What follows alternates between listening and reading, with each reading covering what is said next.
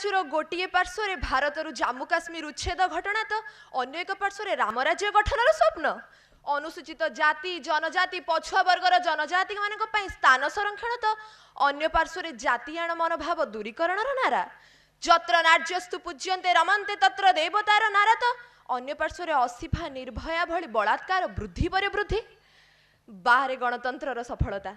वरेण्य विचारक मंडली पूज्यसु गुरुजन मंडली ज्ञानतिसु ज्ञानी मंडली एवं मोर प्रतिभागी सहयोगी भाई भौणी माने मु प्रज्ञा पारमिता प्रियदर्शिनी प्रतिनिधित्व करुअछि सामंत चंद्रशेखर स्वयं शासित महाविद्यालय को आज रही गोपबंधु स्मारक तर्क प्रतियोगिता आज आलोच्य प्रसंग भारत रे कष्टविध गणतंत्र सफल होई परिछे कि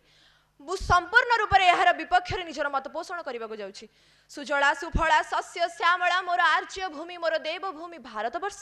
258 राष्ट्र मध्य 43तम सर्वबृहत गणतांत्रिक राष्ट्र 1947 मसीहा अगस्ट मास 15 तारिख में स्वाधीनतार स्वाद चाखिला 26 जनवरी 1950 मसीह भीमराव आंबेडकर द्वारा प्रणीत होता सर्वप्रथम गणतांत्रिक संविधान अतएव गणतंत्र अर्थ कौन गण अर्थ जनसाधारण तंत्र अर्थ साधन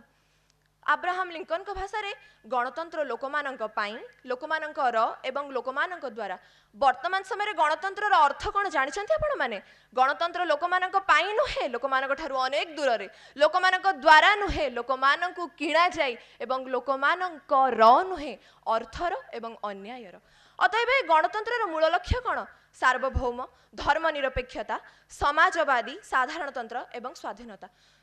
प्रकृत में गणतंत्र होइछि कौन पाई जनसाधारण मानक ठारू निर्भय भाव में निजर प्रतिनिधि को निर्वाचन करने जनसाधारण माने जाति धर्म वर्ण निर्विशेष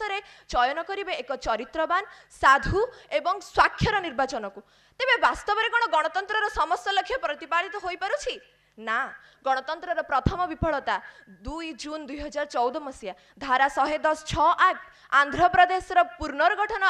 अनुशासन अनुसार आंध्र प्रदेश और तेलंगाना उच्छेदीकरण विफलता नंबर 2 धारा 370 अनुसार भारतर मुकुट जम्मू काश्मीर को भारत ठारू उच्छेदीकरण विफलता नंबर 3 जातियाण मनोभाव दूरीकरण करने को जो मैंने नारा दौरान से माने अनुसूचित जाति जनजाति और समस्त पछुआ वर्गर स्थान संरक्षण कर लगी विफलता नंबर 3 स्विस बैंक रे कलाधन जमा उपरे जमा हो चली किंतु गरीब माने सेपटे निजर ऋण सुझी न पारी आत्महत्या कर लगी तेरे वास्तव में गणतंत्र सफल होइछि कोठी এই গণতন্ত্রর বিফলতা পছর প্রমুখ কারণ কোন জানিছন্তি আমার অস্বাক্ষরতা হার আমার টঙ্কা প্রতি প্রলোভন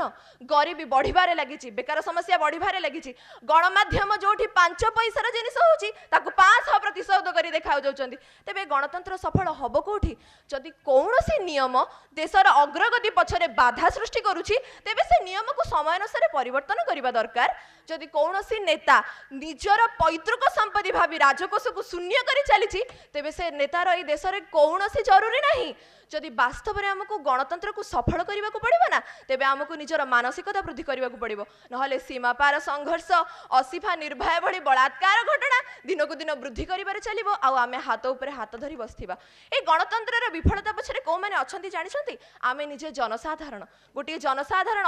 अर्थर बशवर्ती हो प्रलोभित हो निजे एक अशिक्षित जनजाति को निर्वाचन में प्रतिनिधित्व कर शासन भार ग्रहण करुचे जदि शिक्षा मंत्री पाखे साक्षरता हार 10% थी